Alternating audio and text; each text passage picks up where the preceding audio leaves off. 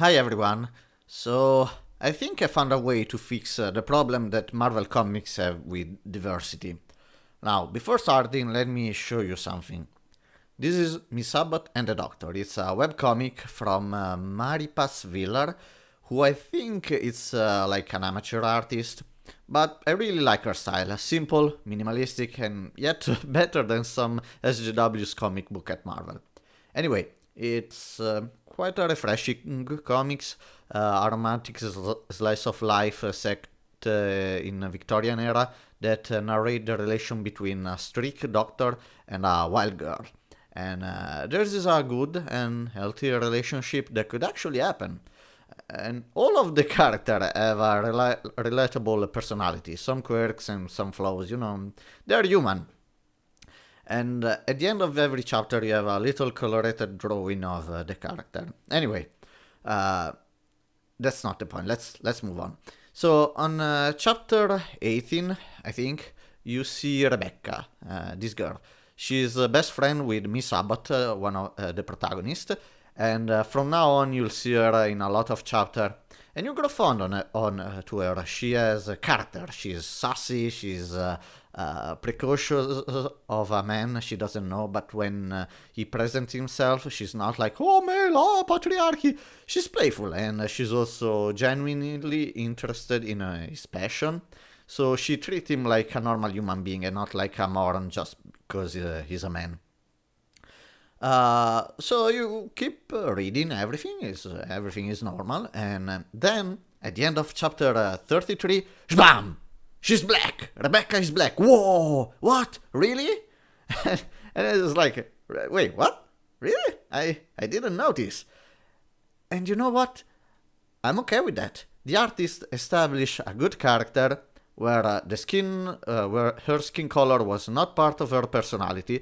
So when she revealed, I was, well, okay, she is black.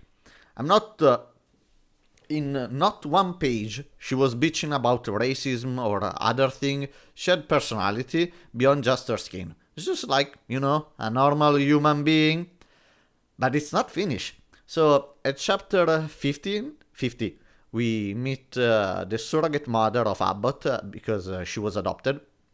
And so we meet her, we get to know her, and then boom, she's also black. Not only that, but she's a widowed woman who was married to a white English nobleman. And not only once they say, oh yes, even though I'm black, I was married with a white because no one would actually care. We care about her loss, not her skin color. Again. And not only that, she's a strong woman, but she never say that she's strong. That's a good thing. Oh, and you think that's all? Nope. You remember Becca, the black friends of Abbott that everyone thought was white? She's also a lesbian. Yeah.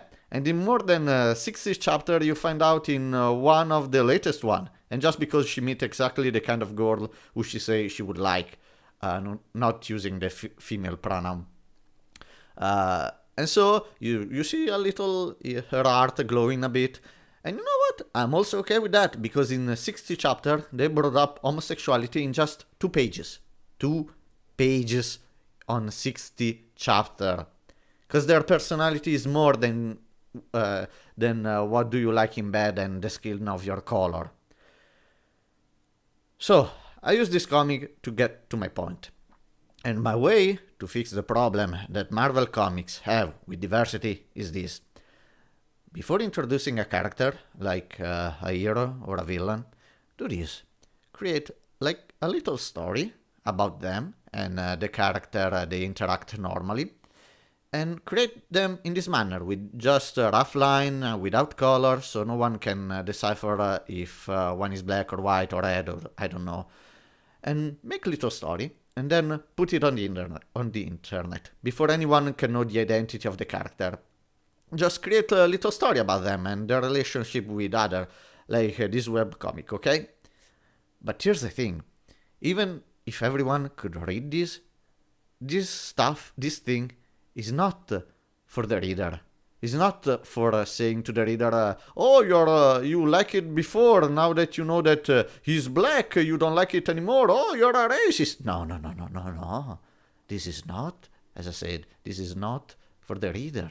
This is for the writer, okay? So, let's imagine the higher up want to create a black character for diversity, okay? But they don't want to put fucking SJW's propaganda in it, right? And they fear that the writer and the artist are gonna just put it, oh, black, racist, blah, blah, blah, blah, blah, okay? So here's what they do. They should, so they give the writer something to write about, some new character, but the writer should not know if the character that they are writing for is black or white. So they just create a story. The higher up just say, oh yeah, we want a character like this, create a little story about them.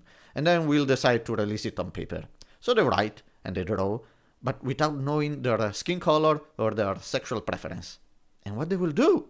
If they don't know he's black, how can they make him a reverse racist? Or if they don't know if he's gay or a lesbian, what they'll do? They'll give them a personality. And not only that, because after they establish the character and the higher up say, oh, okay, so this one is black, maybe, they can't change it anymore, the personality of the character that they already wrote about, right? Because the personality is now set. They can't write a reverse racist black guy that is against gentrification if they release a webcomic written by them where he is buddy-buddy with a white guy. So that's it, guys. Let them write a little story before letting them know the skin color and sexual preference and release it on the internet.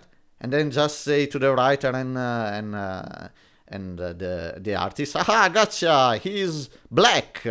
And so they had to write, and so they already give them a personality, and they had to write the black guy with actual personality, with the personality that they gave them before.